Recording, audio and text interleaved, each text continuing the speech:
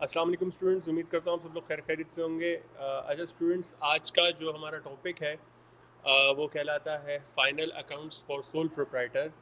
तो sole proprietor के जितने भी फाइनल अकाउंट्स हैं वो आज हम बनाएंगे, जिसमें हमारे पास दो चीज़ें आ जाती हैं। पहली चीज़ है हमारे पास उसकी इनकम स्टेटमेंट, या जिसे हम स्टेटमेंट ऑफ कॉम्प्रिहेंसिव इनकम कहते हैं, और दूसरी चीज़ है हमारे पास उसकी स्टेटमेंट ऑफ फाइनेंशियल पोजीशन, या जिसको हम बैलेंस शीट कहते हैं। अच्छा, statement of comprehensive income, income statement या प्रॉफिट एंड लॉस अकाउंट, तीनों एक ही चीज़ के नाम हैं। इससे इसकी जो एक्चुअल थ्योरी है वो हम पहले पढ़ चुके हैं, और आज मैं इस पे आप लोगों को प्रैक्टिकल क्वेश्चंस करवाऊंगा, और उनको एक्सेल पे कैसे सॉल्व करना है इस चीज़ पे आज हम काम करेंगे। यहाँ पर मैं एक न्यू शीट और बना लेता हूँ फॉर वर्किंग्स। तो ये एक न्यू शीट फॉर वर्किंग आ गई है, और ये हमारी मेन शीट है जिसके ऊपर हम सारे काम करेंगे। आप देखें तो इस सवाल को सॉल्व करने का सबसे बेहतरीन तरीका ये है कि आप इस सवाल के लिए पहले से सारे फॉर्मेट्स बना के रखें, ताकि आपको पता हो कि कौन से फॉर्मेट में कौन सी जगह पे आपने क्या चीज़ इनपुट करनी है। तो ये आपके लिए काफ़ी आसान हो जाता है। आप देखें तो मैंने यहाँ पे स्टेटमेंट ऑफ कॉम्प्रिहेंसिव इनकम का भी फॉर्मेट बना के रखा हुआ है, और यहाँ पर मैंने स्टेटमेंट ऑफ फाइनेंशियल पोजीशन का भी फॉर्मेट बना के रखा हुआ है। जैसे मैंने आपको पहले भी बताया था कि statement of comprehensive income for the year ended बनती है, मतलब जिस साल के लिए आप काम कर रहे हैं उसी साल की बनेगी। But statement of financial position की अगर मैं बात करूँ, तो statement of financial position as at year end बनती है। मतलब कि जब तक आपने बिजनेस स्टार्ट किया है तब उस वक्त से लेके अब तक की तमाम जो आपकी फाइनेंशियल पोजीशन है वो स्टेटमेंट ऑफ फाइनेंशियल पोजीशन में आ जाएगी, या अब तक की आपकी तमाम कारकर्दगी जो है वो स्टेटमेंट ऑफ फाइनेंशियल पोजीशन में आ जाएगी। अच्छा, ये आपके पास एक अदर ट्रायल बैलेंस मौजूद है। इसको अगर आप गौर से देखें तो ये एक पूरा ट्रायल बैलेंस है जो आपके पास बैलेंस भी हो रहा है। बावजूद इसके देयर आर सर्टेन थिंग्स जो कि इस ट्रायल बैलेंस में हमें बताई गई हैं, जैसे इन्वेंट्री की इसके अंदर वर्किंग करनी है, हमें डेप्रिसिएशन की करनी है, अक्रूड एंड प्री पेमेंट्स की हमें वर्किंग करनी है, और इसके अलावा हमारे पास कुछ डाउटफुल डेट्स के अलाउंसेस हैं, और हमारी कुछ परचेजेस हैं जिसमें हमें ड्राइंग्स की वर्किंग करनी होगी। तो वो सारी चीज़ें हम देख लेते हैं, और उसके हिसाब से अब हम इस सवाल को आगे लेके बढ़ेंगे। अच्छा, तो ये हमारी जो मेन शीट है, मैं इसको पहले नाम भी दे देता हूँ। यहाँ पर हमारी है मेन शीट, और ये शीट नंबर 2 जो है इसको मैं नाम दे देता हूँ वर्किंग्स। हम जो भी वर्किंग करेंगे ये मेन शीट में ऑटोमेटिकली जो है वो आती रहेगी, और इसको मतलब ऑटोमेटिकली तो नहीं, हम इसको डाल देंगे मेन शीट में, और यहाँ पे फॉर्मूला इनपुट करेंगे तो वो मेन शीट में ऑटोमेटिकली आ भी जाएगी। तो हम देखें, अगर स्टेटमेंट ऑफ कॉम्प्रिहेंसिव इनकम की बात करते हैं तो ये शुरू हो रही है हमारी कहाँ से? सेल्स से। तो सेल्स में हमारे पास सबसे पहले क्या आ जाएगा? Sales revenue. लेकिन सेल्स रेवेन्यू निकालने का तरीका है। अब फॉर एग्जांपल मैं सेल्स में आता हूँ, तो सेल्स की वर्किंग में यहाँ पे शो कर देता हूँ working number 1। Working number 1 sales revenue. और सेल्स रेवेन्यू कैसे निकाला जाता है? हमारी सेल्स हैं, उसमें से मैं माइनस कर दूंगा जो भी मैंने डिस्काउंट अलाउ किया है, या फिर जो भी हमारी सेल्स रिटर्न है। हमारी सेल्स कितनी है? हम अपनी सेल्स यहाँ से निकाल लेते हैं। हमारी सेल्स हैं 405000।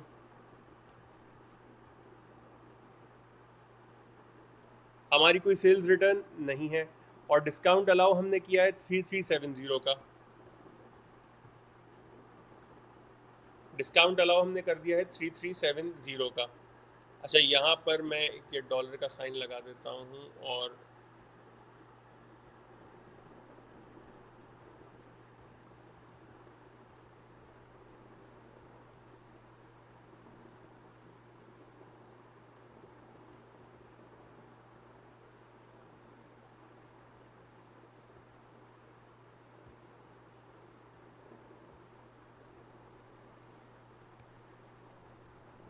तो हमारी जो नेट सेल्स आ रही हैं वो हो रही हैं 401630।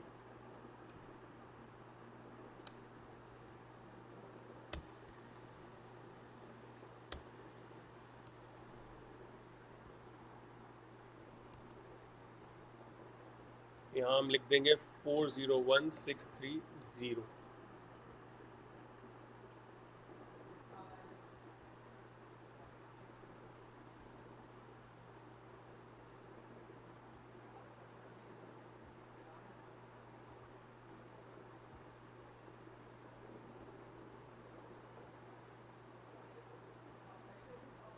अब आते हैं अगली वर्किंग है हमारी कॉस्ट ऑफ सेल्स की। कॉस्ट ऑफ गुड्स सोल्ड हमें देखा जाए तो इस सवाल में कहीं गिवन नहीं है, लेकिन हमारे पास इन्वेंट्री है, ओपनिंग इन्वेंट्री है, परचेजेस हैं, क्लोजिंग इन्वेंट्री है और डिस्काउंट रिसीव्ड है। तो ये सारी चीज़ें कहाँ आ जाएंगी? कॉस्ट ऑफ गुड्स सोल्ड में आ जाएंगी। तो दूसरी वर्किंग है हमारी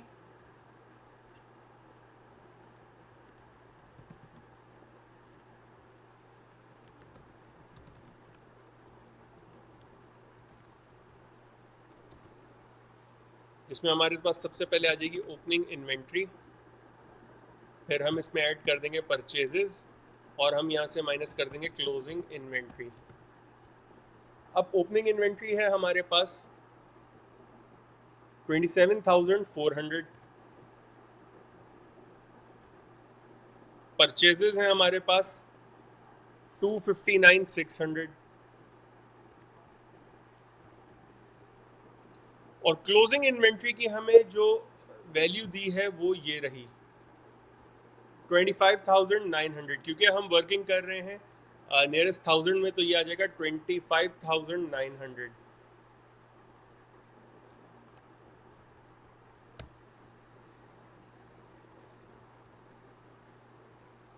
अच्छा, यहाँ पर एक चीज़ जो हमें ज़ेर गौर रखनी है वो ये कि परचेजेस में हमारे पास नेट परचेजेस आएंगी जिसमें हमारे पास डिस्काउंट रिसीव्ड भी होगा। तो यहाँ पर हम डिस्काउंट रिसीव्ड भी लगाएंगे साथ। डिस्काउंट रिसीव्ड हमारा है 4420।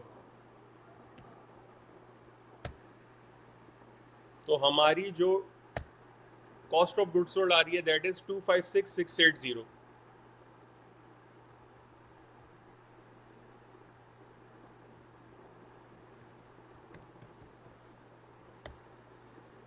हमारे पास कॉस्ट ऑफ गुड्स सोल्ड आ गई।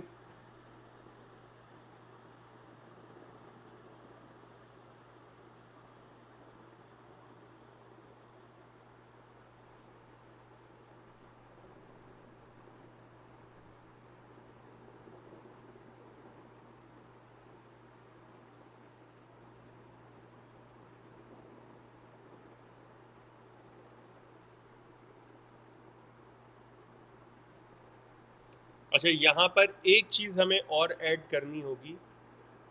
आप देखें तो कुछ गुड्स यहाँ पर देखें मेंशन है द अमाउंट फॉर परचेजेस। ये लास्ट पॉइंट अगर आप पढ़ें इसमें तो इस लास्ट पॉइंट में मेंशन है the amount for purchases includes, इस पॉइंट की मैं बात कर रहा हूँ, the amount of purchases includes goods valued at 1040000 which were withdrawn by Herbert for his personal use। अब यहाँ पर कुछ गुड्स ऐसे हैं जो कि ओनर ने विड्रॉ किए हैं अपने पर्सनल यूज़ के लिए। आपको याद होगा जब हम लोग इन्वेंट्री वैल्यूएशन पढ़ रहे थे तो आपको बताया गया था कि जब भी ओनर अपने पर्सनल इस्तेमाल के लिए गुड्स विड्रॉ करता है तो वो भी हमारी इन्वेंट्री से, परचेजेस से माइनस होते हैं, वो भी हमारी परचेजेस से माइनस होते हैं। तो यहाँ पर एक चीज़ और माइनस होगी हमारी परचेजेस से, that is 1040 of the drawings. तो हमारे पास अब यहाँ पर जो कॉस्ट ऑफ गुड्स सोल्ड आएगी दैट वुड बी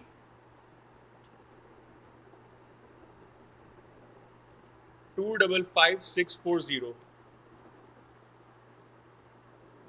इसको हम यहाँ पर मेंशन कर देंगे 255,640, और क्योंकि ये कॉस्ट है तो ये माइनस में आएगी हमारे पास।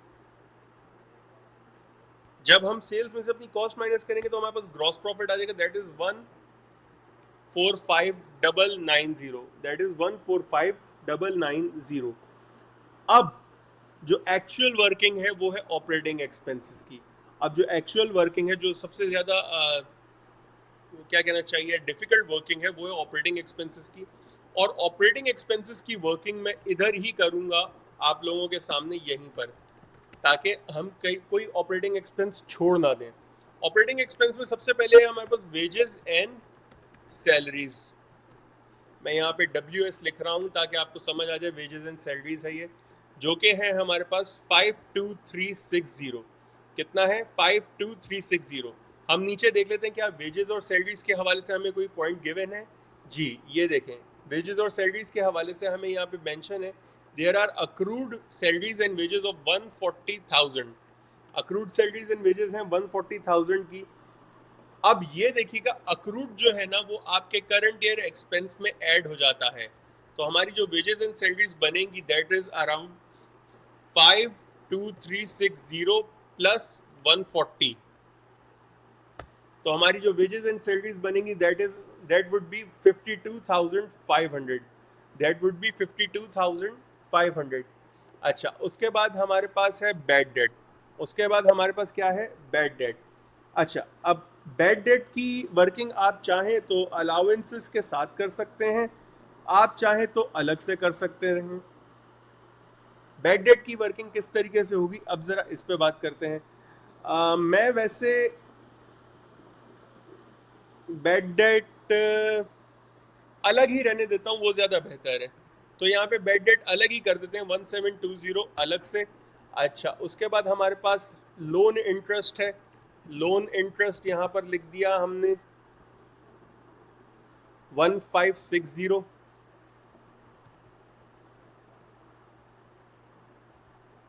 लोन इंटरेस्ट लिख दिया 1560।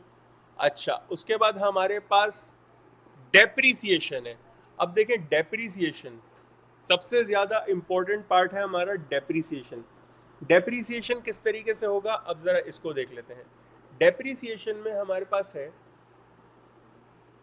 Property 1% using straight line method and equipment 15% using straight line method. तो डेप्रीसिएशन पर आते हैं हम।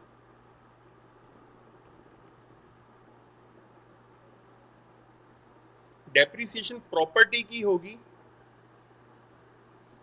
90,000 मल्टीप्लाई बाय 0.01, 1% है।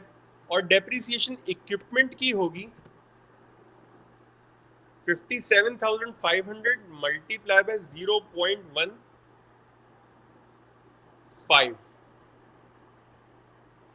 15% यूजिंग स्ट्रेट लाइन मेथड। ये हो गई 8625। और अब हमारे पास रह गया यहाँ पे allowance for doubtful debt and other operating expenses. पहले अलाउंस पर आते हैं। अलाउंस के बारे में क्या लिखा हुआ है ये देख लेते हैं। ADD मतलब allowance for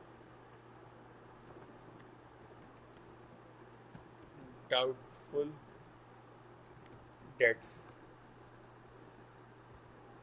allowance for doubtful debt हमारे पास उसके बारे में क्या लिखा हुआ है पहले पढ़ लेते हैं। अच्छा, अलाउंस फॉर डाउटफुल डेट में हमें मेंशन है यहाँ पर, allowance for doubtful debt should be adjusted to 5% of the trade receivable as at 31st May. Allowance for doubtful debt should be adjusted to 5% of trade receivables as at 31st May 2023। अच्छा, अभी हमारा allowance कितना है ये देख लेते हैं। Currently हमारा अलाउंस है 280। करंटली हमारा अलाउंस कितना है? 280। ओपनिंग अलाउंस है हमारा 280। मुझे क्लोजिंग चाहिए है कितना? मुझे क्लोजिंग चाहिए है 5% of trade receivables.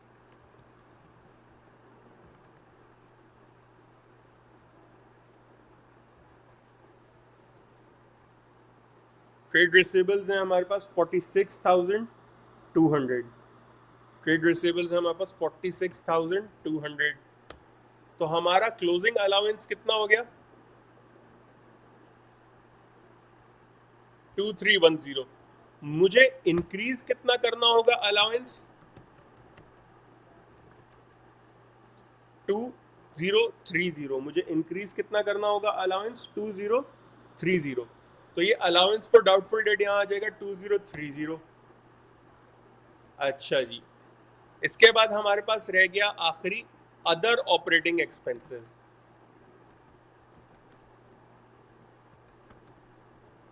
Other operating expenses के बारे में क्या लिखा हुआ देख लेते हैं। यहां मेंशन है कि other operating expenses include some prepaid expense of 500,000 and some accrued expenses of 200,000। हमारे पास यहाँ पे अदर ऑपरेटिंग एक्सपेंसेस आ रहे हैं 38,800। 38,800। इसमें से जो प्रीपेड एक्सपेंसेस हैं दैट आर 500,000 वो मैं माइनस कर दूंगा। और 200,000 के जो अक्रूड एक्सपेंसेस हैं वो मैं ऐड कर दूंगा, तो मेरा अदर ऑपरेटिंग एक्सपेंस हो गए कितने, 38,500. That makes my total operating expenses to 105,835. 105,835.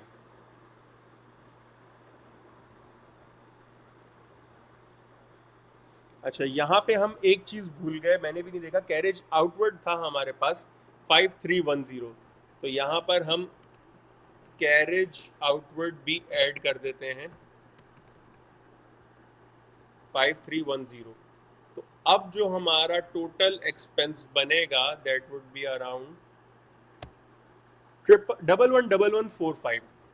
हमारे टोटल एक्सपेंसेस बन रहे हैं 111145. जब मैं अपने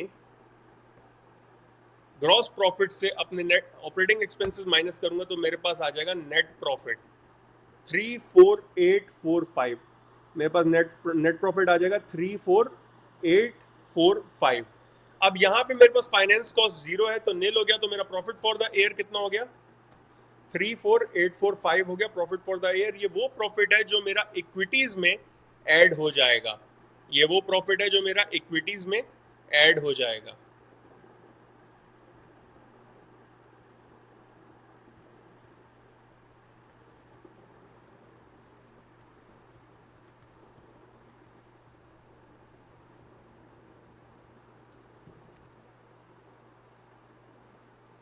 ये हमारी इनकम स्टेटमेंट जो है वो तैयार हो गई है. अब बात करेंगे हम अपने बैलेंस शीट की. अब बात करेंगे हम किसकी, बैलेंस शीट की. तो बैलेंस शीट में सबसे पहले हमारे पास है करंट एसेट.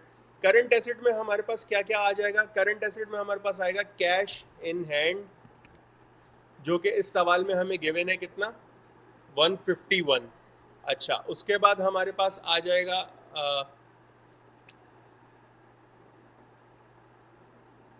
इसके बाद हमारे पास आ जाएगा इन्वेंट्री. क्लोजिंग इन्वेंट्री जो हमने लिखी थी कितनी, 25,900.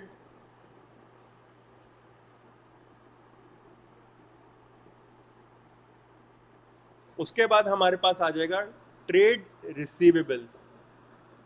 हमारे पास कितना क्या आ जाएगा, ट्रेड रिसीवेबल, या जिसे हम कहते हैं अकाउंट रिसीवेबल्स. अकाउंट रिसीवेबल्स कैसे निकालेंगे, 46,200 हमारा अकाउंट रिसीवेबल है, और अलाउंस फॉर बैड डेट है हमारे पास 2310. तो ये हो जाएगा 46,200 माइनस 2310, ये आ जाएगा हमारे पास 43,890. और इसके बाद आखिर में हमारे पास आ जाएगा प्री पेमेंट जो हमने की थी अगेंस्ट 500,000. वो प्री पेमेंट हमारा क्योंकि एक करंट एसेट होते तो वो हम यहाँ लिख देंगे. तो इस तरह से हमारे जो टोटल करंट एसेट्स बनेंगे वो बन जाएंगे 70,441. टोटल करंट एसेट्स हमारे कितने बन जाएंगे, 70,441. अब आएंगे हम अपने नॉन करंट एसेट्स की तरफ. हमारे जो नॉन करंट एसेट्स हैं वो किस तरह से निकाले जाएंगे, उसमें सबसे पहले हमारे पास आ जाएगा लैंड एंड बिल्डिंग. अब ये जो लैंड एंड बिल्डिंग है इसकी हम लिखेंगे बुक वैल्यू. बुक वैल्यू हम कैसे लिखेंगे, 90,000 इसकी हमारे पास कॉस्ट गिवन है, और इसकी जो एक्यूमुलेटेड डेप्रिसिएशन है वो है 12,500, और करंट ईयर डेप्रिसिएशन है इसकी 900. तो हमारे पास इसकी जो बुक वैल्यू आ गई दैट इज अराउंड 76,600. इसकी जो बुक वैल्यू आ गई हमारे पास वो कितनी है, 76,600. दूसरी हमारे पास आ जाएगी इक्विपमेंट. इक्विपमेंट की हम इसी तरीके से बुक वैल्यू निकालेंगे. 57,500 कॉस्ट है, एक्यूमुलेटेड डेप्रिसिएशन थी 32,500, और करंट ईयर की जो इसकी डेप्रिसिएशन थी वो थी 8625. तो हमारे पास इसकी बुक वैल्यू कितनी आ गई, 16,375. इसके अलावा हमारे पास और कोई नॉन करंट एसेट नहीं है. तो इसकी जो टोटल हमारे पास वर्थ हो गई वो है 92,975. और हमारे जो टोटल एसेट्स बन गए वो बन गए 92,975.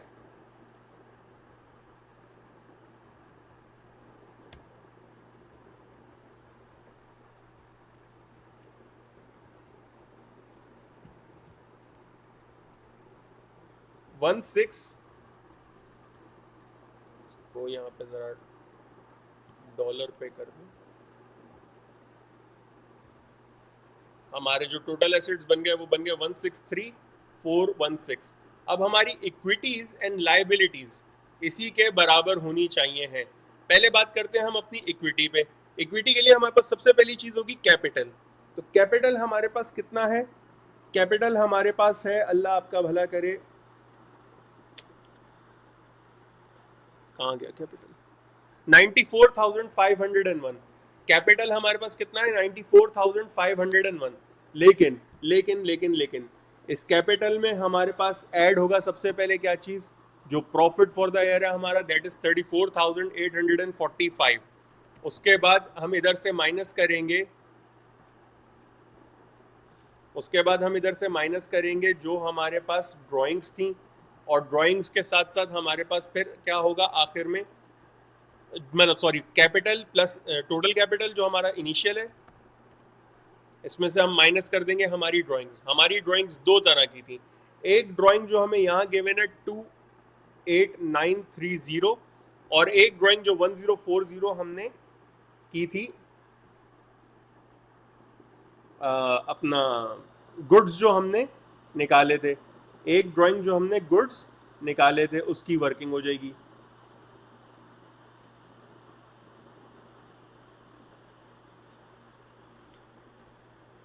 और फिर इसमें हम ऐड कर देंगे हमारा प्रॉफिट जो कि था 34845।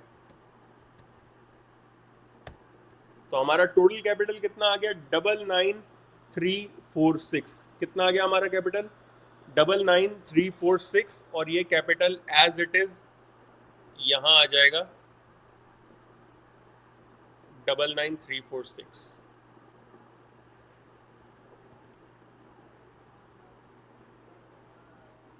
Double 9376, sorry, 99376।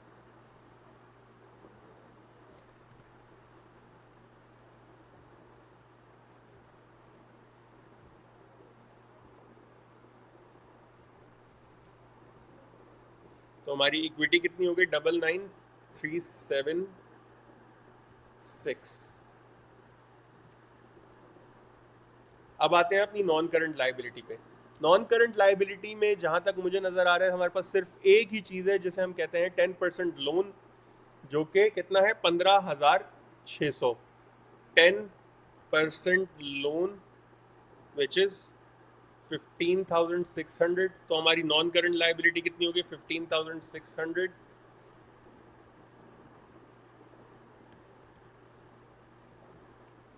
अब आते हैं अपनी करंट लाइबिलिटीज पर। करंट लाइबिलिटीज पर हमारे पास सबसे पहले आ जाएगा हमारा ट्रेड पेबल। सबसे पहले हमारे पास क्या आ जाएगा? ट्रेड पेबल, या जिसे हम अकाउंट पेबल भी कहते हैं। ट्रेड पेबल हमारे पास कितना है?